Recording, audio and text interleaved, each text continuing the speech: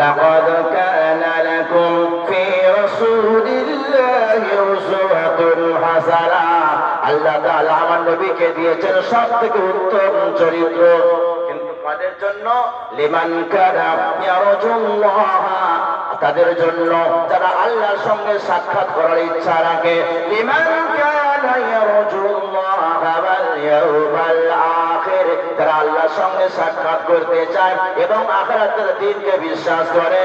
ওয়া যাকারাল্লাহা কাসীরা, এবং বেশি বেশি আল্লাহকে জিকির করে, আল্লাহকে স্মরণ করে। যদি আপনি আল্লাহকে বিশ্বাস না করেন, যদি আখিরাতের দিনকে বিশ্বাস না করি, তাহলে কিন্তু আমি নবীর চরিত্র সম্বন্ধে জানতে পারবো না।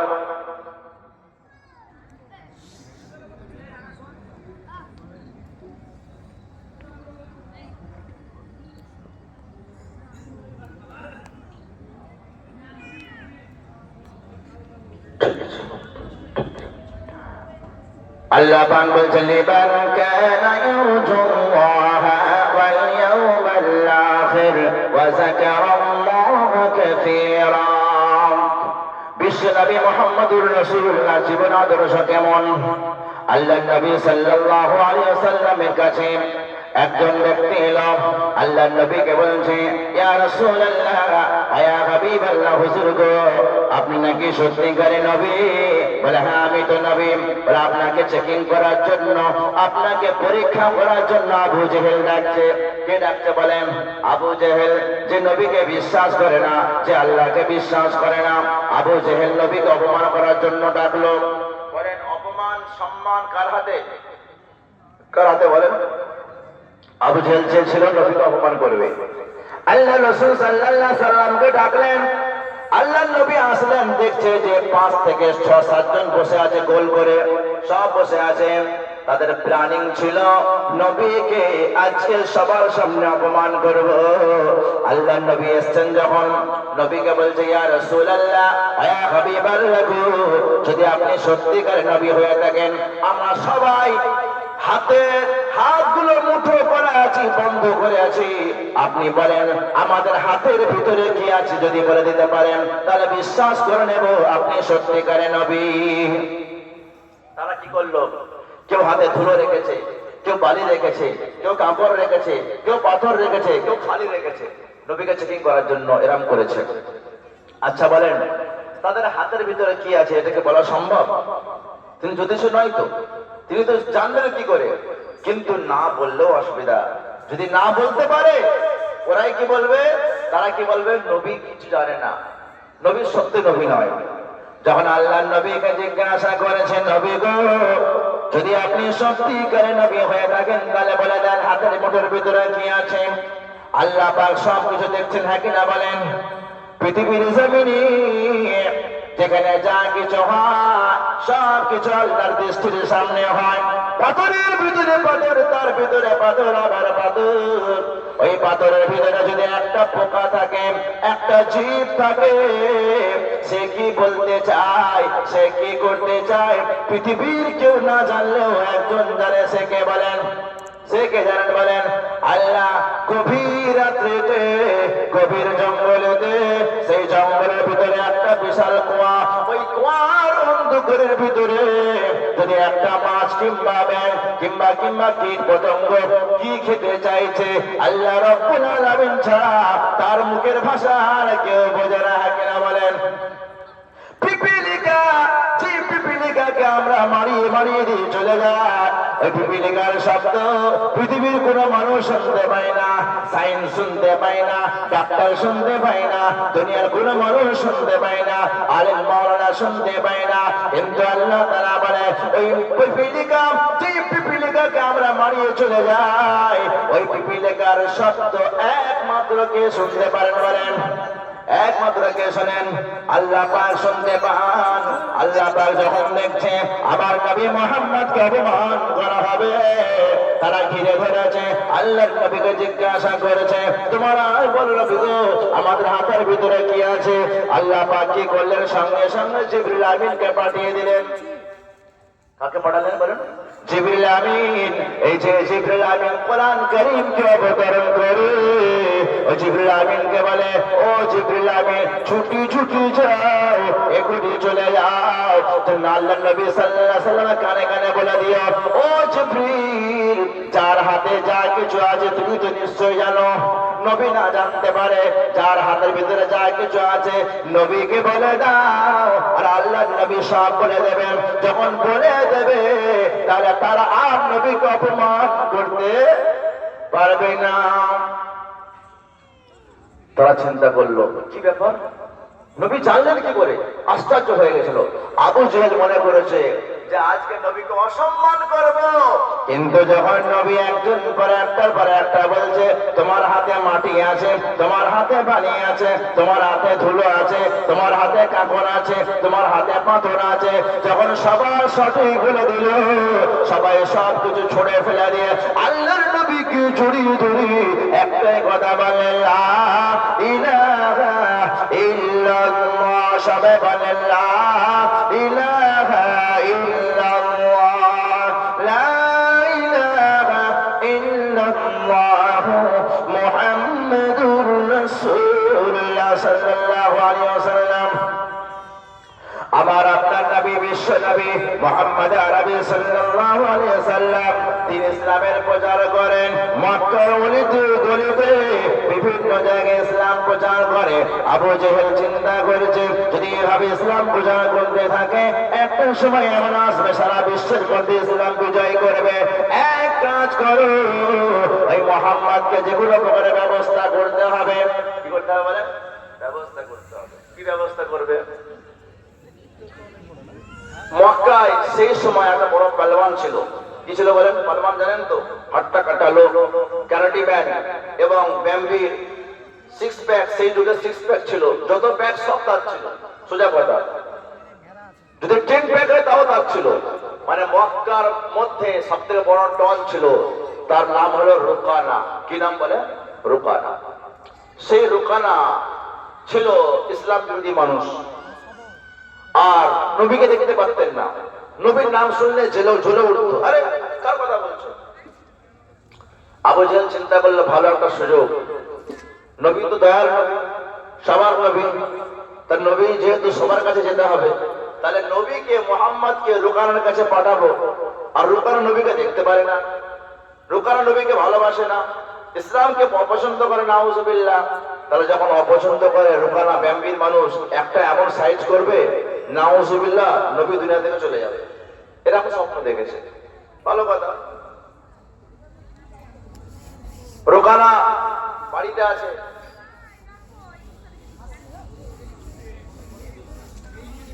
আমার নবী সাল্লাল্লাহু আলাইহি ওয়াসাল্লাম তার বাড়ি গেলেন। আবু জেহেল বলেছে, যাও। নবী মাইন্ড করলেন না। সত্যি আমার কাজ তো এটা, কারণ আমি হলো সবার নবী, মুসলমানদের নবী, গার কওমের নবী, ইহুদির নবী, খ্রিস্টানদের নবী, সবার নবী, যেতে বাধা নাই। তিনি গেছেন, যখন আওয়াজ দিয়েছে, রোকানা বার হয়ে এসছে, একদম বডি ফডি ফুলিয়ে, আরে মুহাম্মদ, তুমি এখানে আমার দরবারে? বলে, হ্যাঁ, কেন এসেছো? বলছে, কুলু লা ইলাহা ইল্লাল্লাহ তুফলিহুন। তুমি এক আল্লাহকে স্বীকার করে নাও। আসমানকে বানানে ওয়ালা একজন, জমিনকে বানানে ওয়ালা একজন, পৃথিবীকে বানানে ওয়ালা একজন, চন্দ্র নিয়ন্ত্রণ করছে একজন, সূর্যতে কিরণ দিচ্ছে একজন, অসংখ্য নক্ষত্রতে, সূর্যতে এবং বিভিন্ন চাঁদেতে জ্যোতি দেয় কে বলেন কজন? একজন। বৃষ্টি বর্ষণ করে একজন, হায়াত দিয়েছে একজন, মউত দেবে একজন। সে একজনের নামে কালিমা তুমি পড়ে নাও। রুকানা বলছে, তুমি কি আমাকে চেনো না? তুমি কি আমাকে জানো না? আমি হলাম বড় ব্যাম্বির, আমি হলাম বড় পালওয়ান। যদি তুমি আমার সঙ্গে কুস্তি লড়াই করতে পারো, তাহলে আমি তোমার কালমা পড়বো, আর যদি কুস্তি লড়তে না পারো, তাহলে আমি তোমার নামে কালমা পড়বো না। আচ্ছা বলেন, আমার নবী কারোর সঙ্গে মারপিট করেছেন? হ্যাঁ, লড়াই করেছেন? তিনি কোনদিন কারোর সঙ্গে নিজে থেকে গিয়ে কারোর ক্ষতি করেননি, লড়াই করেননি। সেই নবী যার ভালো করে খাওয়া হতো না, একবেলা খাওয়া হতো আর একবেলা অর্ধারে বানাহারে পাথর বেঁধে কেন করে। সেই বিশ্ব নবী সাল্লাল্লাহু আলাইহি সাল্লাম পাথর বেঁধে পেটে ঘুরেছেন, সেই নবী লড়াই কি করে করবেন? কিন্তু ইসলামের ইমানের এত পাওয়ার, বলছে আচ্ছা ঠিক আছে তোমার সঙ্গে আমি লড়াই করব, যদি জিততে পারি কালমা পড়বে তো? বলে হ্যাঁ কালমা পড়বো। বলে তাহলে এখন ট্রাই হয়ে যাক। রুকানা জানে ইনি আমার সঙ্গে পারবে না, আর নবী জানে একে আমি এক চান্সে পারবো। ভাবনা দেখেন, ভাবনা, সোচ, সব সাজিয়ে সোচ, ফ্রিডম আইডিয়া। আল্লাহ নবী জানে আমার পেটে খাওয়া হোক আর নাই হোক, এই খাওয়া পান করা মেডিসিন আমাকে আমার ক্ষমতা যোগায় না।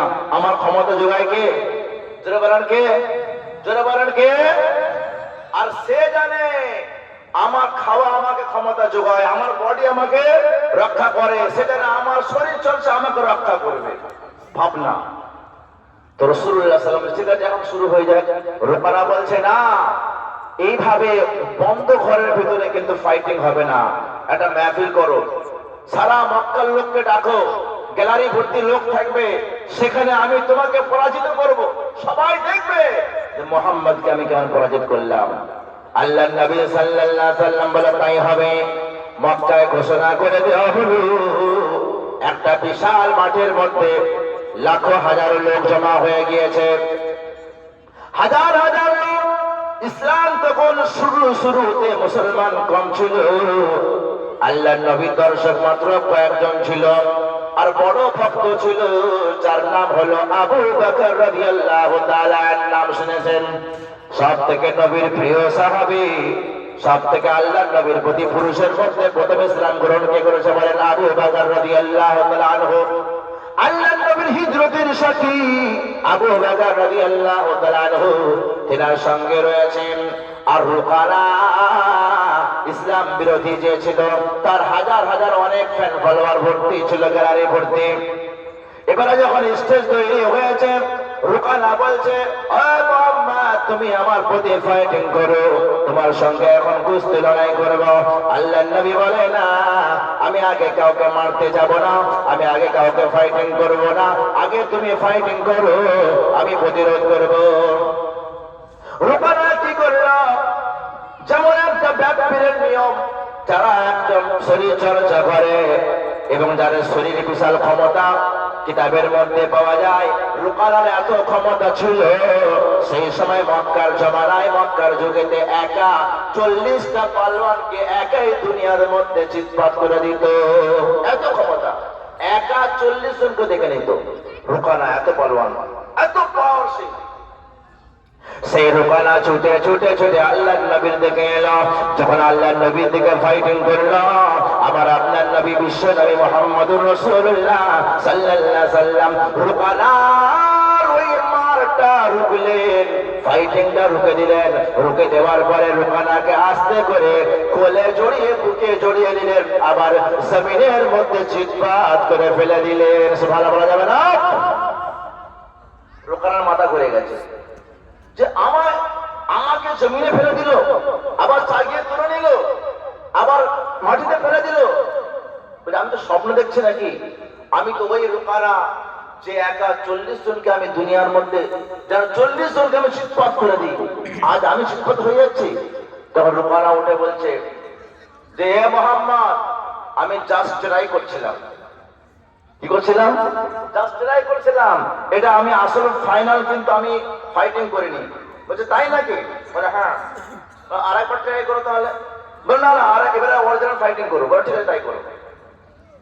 রুকানা একবার চিৎপাত হয়ে গেল। আল্লাহর নবী তাকে দুনিয়ার মধ্যে ওই মাঠের মধ্যে মাটিতে লুটিয়ে দিলেন, শুইয়ে দিলেন, কিন্তু আস্তে করে শুইয়েছেন যাতে কষ্ট না হয়। আবার রুকানা দাঁড়িয়ে পড়েছে, আবার পারমিশন নিল নবী গো, আমি জাস্ট ট্রাই করেছিলাম, আর একবার সুযোগ দেওয়া হোক। রুকানা আবার ছুটে গেল। ছুটে যাওয়ার পরে আল্লাহর নবীর দিকে আবার ফাইটিং করতে এলো। যখন কুস্তি লড়াই করতে এলো, আল্লাহর নবী রুকানার কুস্তিটা, ফাইটিংটা রুকে দিলেন। রুকে দেওয়ার পরে আবার জড়িয়ে ধরলেন, আবার তুলে নিলেন, বুকে জড়িয়ে নিয়ে আবার জমিনে আস্তে করে দ্বিতীয়বার উঠিয়ে দিলেন। বলেন সুবহানাল্লাহ। কবার কাতার গেল বলেন? কবার পেল? দুবার চিৎপাত হয়ে গেল। এবারে ওর দর্শক সব চুন হয়ে গেছে, আর হাততালি কেউ মারে না। আর কেউ হাততালি মারবে? সব দর্শক রুকানা সব চুপচাপ হয়ে গেছে, বলে এই কি হচ্ছে আজকে, আজকে তখন কেন হচ্ছে?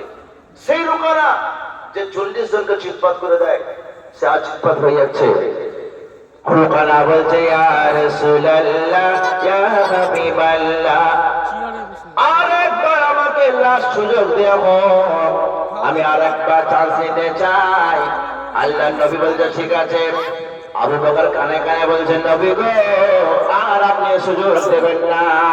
কে বলছে বলেন? আবু বকর কানে কানে বলছে। আবু বকরের ভয় হয়ে যাচ্ছে, যদি এবারে নবী হেরে যায় কি হবে, যদি হেরে যায় কি হবে। তখন আমার নবী সাল্লাল্লাহু আলাইহি সাল্লাম আবু বকরকে বলছে আবু বকর রে, রুকানা একবার দুবার তিনবার কেন, যদি 40 বার আমার থেকে পারমিশন নেয় তবু আমি মুহাম্মদুর রাসূলুল্লাহ বলে দিলাম ওই রুকানা আমাকে পরাজিত করতে পারবে না। সুবহানাল্লাহ বলা যাবে না? এই ক্ষমতা কে দিয়েছে বলেন? এ কে পাওয়ার দিয়েছে বলেন? এই পাওয়ার তো আল্লাহ তরফ থেকে। রুকানা বলছে ঠিক আছে নবী গো আর একটা বার আমাকে চান্স দেয়া হোক। যখন তৃতীয়বার চান্স নিয়েছে, রুকানা যত ক্ষমতা ছিল, যত ফাইটিং জানা ছিল, যত ক্যারাটি জানা ছিল, যত ক্ষমতা ছিল, সমস্ত ক্ষমতা প্রয়োগ করে যারা আল্লাহ নবীর সামনে এলো, সমস্ত ক্ষমতাগুলো ক্ষমতাহীন হয়ে গেল। আর আস্তে করে আমার নবী চাগিয়ে তুলে ফেলে বুকে জড়িয়ে আবার মাটিতে দ্বিতীয়বার লুটিয়ে দিলেন। সুবহানাল্লাহ সুবহানাল্লাহ। কবার কাতার খেলো বলেন? কবার খেলো? 3 বার।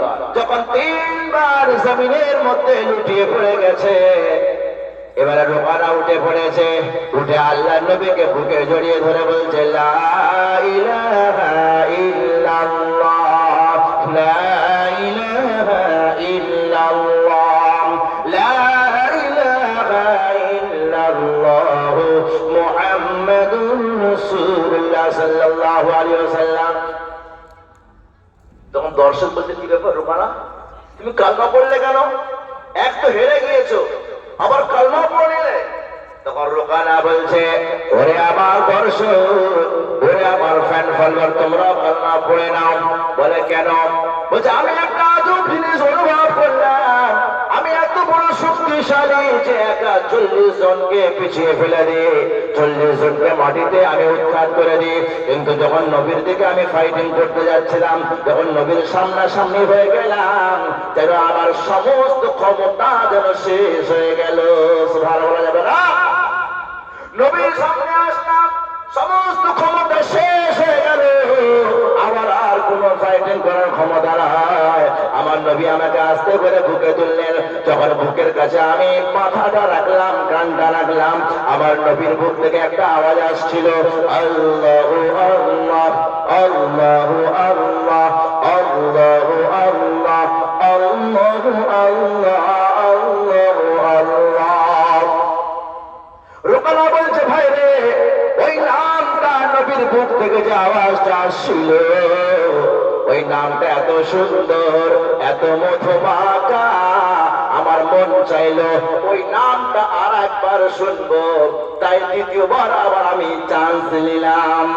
নাহলে আমি প্রথমেই যা বুঝতে পেরে গেছি, আমি প্রথমেই কালো পড়তাম, আমি ফার্স্টেই কালো পড়তাম, যে আমি যা বুঝতে পারলাম যে আমি এত বড় ক্ষমতাবান হওয়ার সত্ত্বেও আমার সব শক্তি শেষ হয়ে গেল নবীর সামনে যাওয়ার পরে।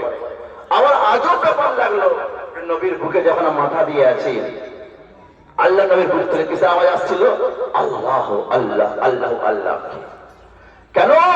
বলছে আল্লাহ তোমার নাম জপিলে হৃদয়ে আমার শান্তি মেলে, আল্লাহ তোমার নাম জপিলে হৃদয়ে আমার শান্তি মেলে। কি দয়াময়, কি মায়াময়, কি দয়াময়, কি মায়াময়, কি মধুমাখা স্বাদ লাগে দিলে, কি মধুমাখা স্বাদ লাগে দিলে, আল্লাহ তোমার নাম জপিলে হৃদয়ে আমার শান্তি মেলে। রাসূলুল্লাহ সাল্লাল্লাহু আলাইহি ওয়াসাল্লামের বুকে মাথা দেওয়ার পরে যখন ওই কালেমাগুলো শুনতে পেল, রুকানা চিন্তা করলো আর একবার আমি শুনতে চাই, আর একবার পারমিশন নিল, আবার নবীর মুখ থেকে একই আওয়াজ পেল। তৃতীয়বার আবার যখন পারমিশন নিল, তৃতীয়বারও আবার শুনতে পেল। রুকানা বলে, ওগো রাসূলুল্লাহ, আমি চাইলাম আর বিলম্ব না করে আপনার হাতে কালেমাটা পড়ে নি। বলল সুবহানাল্লাহ।